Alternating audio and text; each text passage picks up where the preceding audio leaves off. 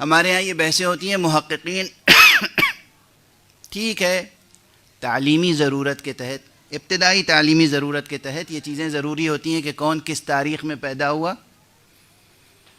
کون کس تاریخ میں اس دنیا سے گیا۔ اب شہادت کی تاریخ میں کتنے اختلافات ہیں؟ حضرت زہرا سلام اللہ علیہا کی شہادت کی تاریخ میں اختلافات ہیں یا نہیں ہیں؟ ہیں۔ اس اختلاف کو مٹانے کے لیے کیا ائمہ معصومین علیہم السلام قادر نہیں تھے؟ ایک قطعی بات کہہ دیتے کہ یہ تاریخ شہادت ہے، اس کو نہ بھولنا۔ واضح ہے؟ متوجہ ہیں آپ؟ ولادت کی تاریخ، تمام معصومین کی ولادت کی تاریخ اکثر جو بہت مشہور ہیں، آپ جب تاریخ کتابیں دیکھیں گے نا تو اس میں ملے گا کتنا قول ہے۔ اب ظاہر ہے یہ سب بحثیں حوزے میں تو چھیڑی جا سکتی ہیں نا۔ مولا امیر المومنین علیہ السلام کی تاریخ ولادت کیا ہے؟ کوئی سوچ بھی سکتا ہے کہ اس میں کوئی اختلاف ہوگا؟ 13 رجب، کتابیں اٹھا کے دیکھیے کتنے اختلافات ہیں۔ کوئی کہتا ہے رجب میں ولادت ہوئی، کوئی کہتا ہے شعبان میں ولادت ہوئی، کوئی کہتا ہے رمضان میں ولادت ہوئی، کوئی کہتا ہے 7 ذی الحجہ میں ولادت ہوئی۔ یہ غیروں نے نہیں قول نقل کیے ہیں، ہمارے علماء نے نقل کیے ہیں، ہمارے علماء نے۔ عوام الناس اچھا ہے کتابیں نہیں پڑھتے۔ صلوات پڑھ دیجئے محمد علیہ۔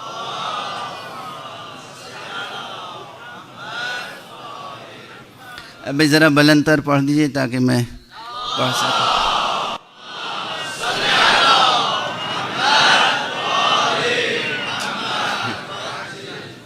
وہ 13 ہے، درست ہے، میں شک نہیں پیدا کر رہا ہوں، میں کہہ رہا ہوں یہ اختلافات ہیں یا نہیں ہیں؟ حضور صلی اللہ علیہ وآلہ وسلم کی تاریخ ولادت،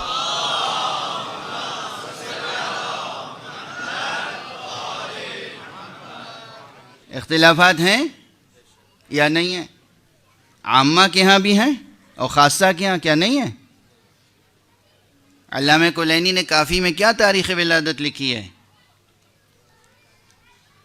12 ربیع الاول لکھی ہے، 17 بھی ہے، 12 بھی ہے، ہمارے علماء نے لکھی ہے۔ حضرت صلی اللہ علیہ وسلم کے اس دنیا سے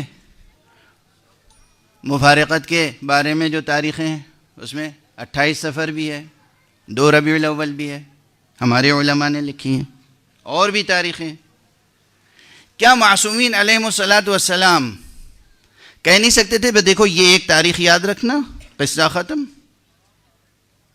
ہوا ایسا؟ توجہ رکھیے گا عزیزان گرامی، بہت اہم بحث ہے، بہت دقیق ہے، بہت ظریف ہے، بہت لطیف ہے، اور اسے اس فقیر سے قبول کر لیجئے گا۔ ہماری روایتوں میں اب اسے کمزوری سمجھیں گے آپ، نقص سمجھیں گے، کمی سمجھیں گے؟ معصومین نے آخر طے کیوں نہیں کر دیا؟ ایک مبنا سازی کی بحث ہے یہ۔ معصومین نے کیوں نہیں طے کر دیا کہ یہ تاریخ ہے؟ یہی نہیں کہ نہ کسی کی ولادت کی قطعی تاریخ بیان کی، نہ کسی کی شہادت کی قطعی تاریخ بیان کی، شب قدر بھی تو قطعی نہیں بیان کی۔ اس میں حکمت کیا ہے؟ اب جب ہم یہ دیکھ رہے ہیں کہ یہ کیفیت پورے ہمارے اسلامی ادب میں ہے تو اسے نقص نہیں سمجھنا چاہیے، اسے یا کمال سمجھنا چاہیے یا کسی کمال کی بنیاد سمجھنا چاہیے۔ ایک دو مسئلے میں تو ہے نہیں یہ بات۔ ایک صلوات پڑھ دیں محمد والے۔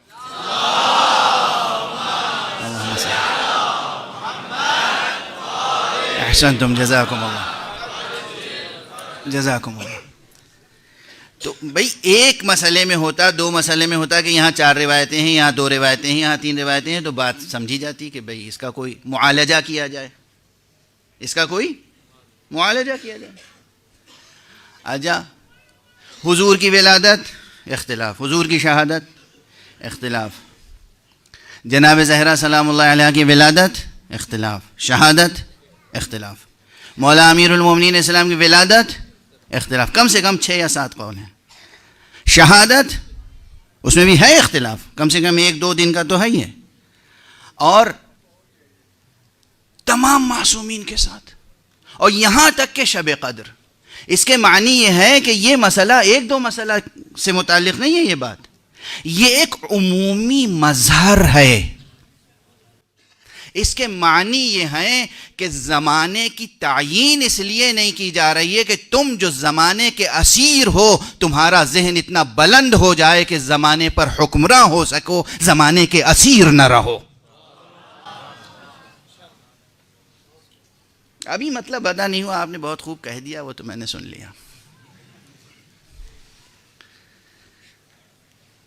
ہم زمان و مکان میں اسیر ہیں نا اس وقت، اس جسم کی وجہ سے. ہماری روح، ہمارا ذہن انسانی، روح انسانی جو حق نے ودیعت فرمایا ہے، یہ کیا زمانی اور مکانی ہے؟ تو مجرد کسے کہتے ہیں؟ پھر مجرد کسے کہتے ہیں؟ حضرت آدم علیہ السلام کا وہ جسم جو آب و گل سے تیار ہوا تھا وہ تو محدود تھا. فَإِذَا نَفَخْتُ فِيهِ مِن، یہ روح ہی، جس روح کی نسبت اس ذات نامتناہی سے ہو، وہ متناہی کیسے ہو سکتی ہے؟ جس روح کی نسبت ذات نامتناہی سے ہو وہ متناہی کیسے ہو سکتی ہے؟ مقصد یہ ہے کہ زمان و مکان کا سانچہ ٹوٹے اور تمہارا ذہن زمان و مکان کے حدود سے باہر نکلے. اب یہ ایک مبنی ہے، یہ اس کی تطبیق کئی جگہ اپنے حسب حال ہوگی. فقہ میں الگ ہوگی، عرفان میں الگ ہوگی، کلام میں الگ ہوگی، ادبیات میں الگ ہوگی. دوسری بحث، ابھی تو ہم روایات کی بات کر رہے ہیں. قرآن میں آ جائیے. قرآن مجید میں آج اکثر بہت سے مفسرین بہت سا کاغذ سیاہ کرتے ہیں اس بحث میں کہ اس میں تاریخی مطالب لے آتے ہیں. جناب آدم کا تذکرہ کہیں آیا؟ اب یہ بحث شروع ہوگی کہ یہ آدم کب پیدا ہوئے تھے، کتنے ہزار سال پہلے. حضرت آدم ہمارے باپ، ہمارے بابا آدم کتنے ہزار سال پہلے؟ کوئی کہتا ہے 6-7 ہزار سال پہلے، کوئی کہتا ہے نہیں صاحب 14-15 ہزار 16 ہزار سال پہلے پیدا ہوئے تھے. بس ادھر سائنسداں آ کے کہتے ہیں کہ آپ کیسی باتیں کر رہے ہیں، ہم نے تو اس زمین کی کھدائی کی، پہاڑوں پہ گئے، غاروں میں گئے، ہم نے تلاش کیا، انسان کے پاؤں کے نشان ملے، انسان کے ہاتھ کے نشان ملے، انسان کی کھوپڑیاں ملیں، انسان کی پسلیاں ملیں، ڈھانچے ملے، اور جب ہم نے انہیں سائنسی طریقے سے تجربہ گاہ میں لے جا کر جانچا، پرکھا، دیکھا سائنسی اصول کے تحت کہ کتنے قدیم ہیں، تو معلوم ہوا لاکھوں برس پرانے ہیں. آپ کہہ رہے ہیں کہ 17 ہزار برس پہلے آئے تھے. مثلا اب بھائی افاضل کے لیے نہیں، کچھ باتیں جو ہیں اپنے بہت چھوٹے بھائیوں کے لیے اور بچوں کے لیے بھی کہہ دی جاتی ہیں. مثلا یہ کہ حضور صلی اللہ علیہ وآلہ وسلم ہم سے کتنے برس پہلے گزرے ہیں؟ 1400-1500 برس. ان سے پہلے جناب عیسیٰ تقریباً 600 برس، 650 برس، 570 کے قریب ولادت ہے. ان سے پہلے جناب موسیٰ تو 2-3 ہزار برس. ان سے پہلے جناب ابراہیم 2-3-4 ہزار برس. اس کے بعد جناب نوح اور جناب آدم. تو کل ملا کے یہ ہے کہ 16-17 ہزار برس پہلے جناب آدم آئے تھے. ٹھیک ہے نا؟ ادھر مفسر اپنی تاریخ دانی کا ثبوت دیتا ہے، ادھر آ کے سائنسداں کہتا ہے کہ یہ آپ کیا بیان کر رہے ہیں، اور سائنسداں اس بنیاد پر ریجیکٹ کر دیتا ہے. اور عام طالب علم جو یونیورسٹی اور کالج اور اسکول میں پڑھتا ہے اس کا ایمان متزلزل ہو جاتا ہے. کہتا ہے یہ مذہبی لوگ صحیح کہہ رہے ہیں یا سائنسداں صحیح کہہ رہا ہے؟ اور فرما رہے ہیں آپ یہ مسائل ہیں یا نہیں؟ جناب نوح اور ان کا واقعہ، تاریخی بحثیں کتنی ہوتی ہیں. کہاں طوفان آیا تھا، کس جگہ سے طوفان آیا تھا، اور کتنی مساحت تک طوفان گیا، اور کتنے دنوں تک طوفان گیا، اور جودی جو پہاڑ ہے اس سے مراد کون سا پہاڑ، وغیرہ وغیرہ وغیرہ وغیرہ. اسی طرح تمام انبیاء سے متعلق تاریخی بحثیں ہیں، تفسیروں میں ہیں بھری ہوئی، ہماری حدیث کی کتابوں میں ہیں، اور ان میں اتنا اختلاف ہے کہ بہت سی روایتوں کو رد کرتے ہیں یہ کہہ کر یہ اسرائیلیات ہیں، یہ خرافات ہیں، یہ موضوعہ حدیثیں ہیں، یہ مجعولہ روایتیں ہیں، ان سے ہمیں کام لینے کی ضرورت نہیں ہے، یہ یہودیوں نے گڑھ گڑھ کے داخل کر دیا۔ اچھا، ہم نے قرآن میں دیکھا ہمیں زبان پر قدرت ہے، ہم اچھے سے اچھے طریقے سے تاریخ لکھ سکتے ہیں، بیان کر سکتے ہیں، سن، دن، وقت، ساعت۔ کیا اللہ سبحانہ و تعالی سن، وقت، دن اور ساعت بیان نہیں کر سکتا تھا؟ یہ پورے قرآن میں کسی نبی، کسی پیغمبر، کسی واقعے کا دن اور تاریخ اور واقعہ کیوں نہیں بتایا گیا؟ توجہ ہے؟ یہ سوال اہم ہے یا نہیں ہے؟ کتنا اہم سوال ہے۔ پورے قرآن مجید میں حضرت آدم کو کب پیدا کیا تھا بیان کر دیتا۔ اس کے معنی کیا ہیں؟ توجہ برقرار رکھیے گا بزرگان محترم اور عزیزان گرامی۔ قرآن کا اسلوب یہ نہیں ہے کہ آپ ان کرداروں کو قرآن مجید نے افراد سے متعارف نہیں کرایا ہے، کرداروں سے متعارف کرایا ہے۔ قرآن مجید نے یا احکام دیے ہیں یا کردار۔ افراد کو متعارف کرانا مقاصد قرآن میں سے نہیں ہے۔ آدم ایک فرد نہیں، ایک کردار کی حیثیت سے پیش کیا ہے۔ نوح کو ایک فرد نہیں، ایک کردار کی حیثیت سے پیش کیا ہے۔ ابراہیم کو ایک فرد نہیں، ایک کردار کی حیثیت سے پیش کیا ہے۔ موسیٰ اور عیسیٰ اور ختمی مرتبہ صلی اللہ علیہ وآلہ وسلم کو افراد نہیں، کرداروں کی حیثیت سے پیش کیا ہے۔ اور افراد کے لیے ولادت اور وفات ہوتی ہے، کردار لازوال ہوتا ہے، اس کے لیے وفات نہیں ہوتی۔ توجہ رکھیے گا، بس تیزی سے دو چار جملے عرض کروں گا کہ قرآن مجید نے کیوں نہیں جناب آدم کی تاریخ بتا دی۔ تاریخ بالکل دقیق تاریخ لکھی جا سکتی تھی۔ جمعے کے دن دوپہر کے وقت مثلا اتنے بج کے اتنے منٹ پر تمہارے کیلنڈر کے مطابق اتنے ہزار سال پہلے آدم کو ہم نے خلق کیا تھا، یہ سب تو نہیں بتایا نا خدا نے۔ کیوں نہیں بتایا؟ اب دوسرا جملہ یاد رکھنا عزیزو، بزرگوں اور جوانوں، خاص طور سے میرے جوانوں نوجوان یہ یاد رکھیں گے، قرآن مجید کے کرداروں کو ماضی کے دھندلکوں میں تلاش نہ کیجئے، متن حیات میں تلاش کیجئے۔ مشکل ہے، یعنی کہاں تلاش کریں؟ متن حیات سے کیا مراد ہے؟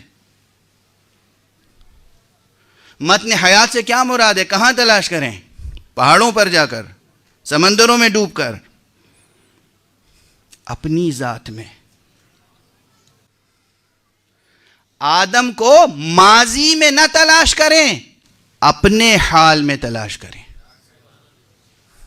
آج ایک ہی مثال دوں گا، اس کے بعد گفتگو کردار حضرت زہرا سے مربوط ہو جائے گی، لیکن امید ہے، مجھے یقین ہے کہ اس گفتگو کی قدر کی جائے گی اور بات پہنچے گی اپنے ہدف تک۔ اگر ہم آدم کو یا نوح کو، ابراہیم کو، کسی بھی پیغمبر، کسی بھی امام کا تذکرہ تاریخ میں تلاش کر لیتے ہیں، تاریخ لکھ دیتے ہیں، تاریخ سنا دیتے ہیں، تاریخ پڑھ لیتے ہیں۔ لکھ دینا ہاتھ کا کام ہے، سن لینا کان کا کام ہے، سنا دینا زبان کا کام ہے۔ اعضاء میں بکھر کے حقیقت رہ جاتی ہے، وجود میں سمٹتی نہیں۔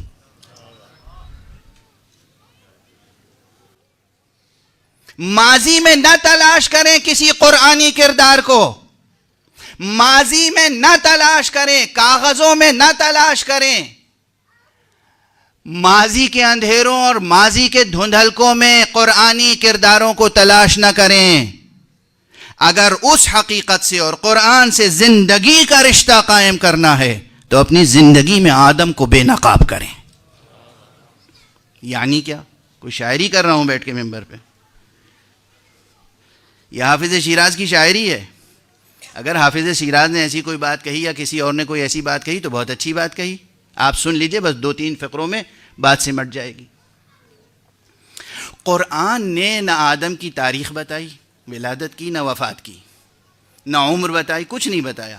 قرآن نے آدم کی کون سی بات بطور خاص بتائی؟ دو چیزوں کی طرف اس وقت اشارہ کر سکتا ہوں. ایک چیز یہ بتائی کہ ہم نے آدم کو علم دیا. دوسری چیز کیا بتائی؟ آدم سے غلطی ہوئی، اور جیسے ہی آدم کو احساس ہوا کہ غلطی ہوئی، آدم نے فوراً توبہ کی، اور جب توبہ کی تو ہم نے آدم کو سرفرازی بخشی. واضح ہے؟ طرح طرح سے اس واقعے کو قرآن نے پیش کیا، بار بار پیش کیا، بار بار پیش کیا، بار بار پیش کیا. قرآن مجید نے آدم کا واقعہ مکرر پیش کیا، بار بار پیش کیا، مگر کہیں بھی اتنی بار پیش کرنے کے باوجود تاریخیں نہیں بتائیں، دن نہیں بتایا، وقت نہیں بتایا، ساعت نہیں بتائی. بتایا تو یہ بتایا بار بار آدم کو ہم نے علم دیا، اور آدم سے اگر غلطی ہوئی تو آدم نے سر جھکا کے توبہ کر لی. آدم نے اپنے کا کوئی عذر پیش کرنے کی کوشش نہیں کی. اب اگر اس کردار کو ہم تاریخ میں تلاش کریں گے تو کچھ نہیں ملے گا، متن حیات میں تلاش کریں گے تو ہمیں تلاش کرنا پڑے گا وہ علم کون سا ہے جو فطری طور پر ہمیں حاصل ہے. وہ علم کون سا ہے؟ مشہور یہی ہے نا کہ ماں کے پیٹ سے بچہ جاہل پیدا ہوتا ہے، مشہور تو یہی ہے. لیکن اسی قرآن میں یہ بھی تو ہے 11 قسمیں کھانے کے بعد، بسم اللہ الرحمن الرحیم والشمس وضحاها والقمر اذا تلاها والنهار اذا جلاها واللیل اذا یغشاها والنهار اذا جلاها واللیل اذا یغشاها. آگے بھی تو بڑھیے. والسماء وما والارض وما ونفس فألهمها. یہاں جبرائیل کا تذکرہ نہیں ہے، یہاں قرآن کا تذکرہ نہیں ہے، یہاں پیغمبر کا تذکرہ نہیں ہے. یہاں یہ کہ جو نفس نفیس تمہیں عطا کیا ہے اسے تقوی اور فجور کا الہام کر کے، یعنی یہ علم ہے جو تمہیں دے دیا ہے. جس طرح آدم کو علم دیا تھا تمہیں بھی علم دے کے بھیجا ہے، بغیر علم کے نہیں بھیجا ہے. اس آدم کو ڈسکور کیجئے. اور جہاں علم ہوتا ہے وہاں ایک شان ہوتی ہے. جاہل کہتے کسے ہیں؟ جسے پتہ ہی نہ ہو صحیح کیا ہے غلط کیا ہے. جاہل کسے کہتے ہیں؟ جسے معلوم نہ ہو صحیح کیا ہے غلط کیا ہے. عالم کہتے ہی اسے ہیں جسے معلوم ہو غلط کیا ہے صحیح کیا ہے. اس لیے عالم ہی کی یہ شان ہوتی ہے کہ جب اسے غلطی نظر آ جائے تو توبہ کر لے. جاہل آسانی سے توبہ نہیں کرتا، یہ عالم کی شان ہوتی ہے کہ توبہ کرتا ہے. اسی لیے آدم کو علم دیا اور آدم کی یہ شان بیان کی کہ آدم سے اگر لغزش ہوئی، ترک اولا ہوا، ادھر احساس ہوا، ادھر کوئی عذر نہیں پیش کیا، فوراً سر جھکا کے توبہ کر لی. توبہ کی تو ہم نے عظمتیں عطا کر دی. اب اگر اس آدم قرآنی سے، یعنی اس کردار سے جسے قرآن نے آدم کے نام سے پیش کیا ہے، اس کردار سے ہمیں زندگی کا رشتہ قائم کرنا ہوگا تو ہمیں تاریخ کی کتابیں نہیں پڑھنی ہوگی، اپنے اندر چھپے ہوئے فطری علم کو کشف کرنا ہوگا، اور جہاں غلطی ہوگی توبہ کرتے ہوئے ترقی کی راہ پر آگے بڑھنے کے لیے راستے کھلے ہوئے ہوں گے. آگے بڑھنے کے لیے راستے کھلے ہوئے ہوں گے. یہ آدم ہمارے اندر موجود ہے، باہر کہیں تلاش کرنے کی ضرورت نہیں ہے. جتنے قرآنی کردار ہیں انہیں زندگی کے اندر تلاش کیجئے، تاریخ میں تلاش نہ کیجئے. اس لیے کہ یہ کردار ہیں، افراد نہیں ہیں. اور جس طرح آدم، حوا، نوح، ابراہیم، موسیٰ، عیسیٰ، مریم، اسی طرح حضرت محمد مصطفیٰ صلی اللہ علیہ وآلہ وسلم، اور اسی طرح حضرت زہرا سلام اللہ علیہا. بس ایک اتنی تمام گفتگو کو سمیٹ کر ایک جملہ عرض کروں کہ کرداروں کے بھی مراتب ہوتے ہیں. کچھ کردار ایسے ہوتے ہیں جو محدود ہوتے ہیں، کچھ کردار ایسے ہوتے ہیں جو لامحدود ہوتے ہیں. لامحدود کرداروں کو سمجھنے کے لیے بھی وہ لفظیں لائی جاتی ہیں جو ذہن کو وسعت عطا کریں اور تنگی سے آزادی دلائیں، رہائی دلائیں. اسی لیے سورہ مبارکہ کوثر میں الکوثر کا ایسا کلمہ رکھا گیا ہے کہ جہاں عظمتوں ہی کا تصور ہو، کہیں کسی محدودیت کا تصور باقی نہ رہ جائے.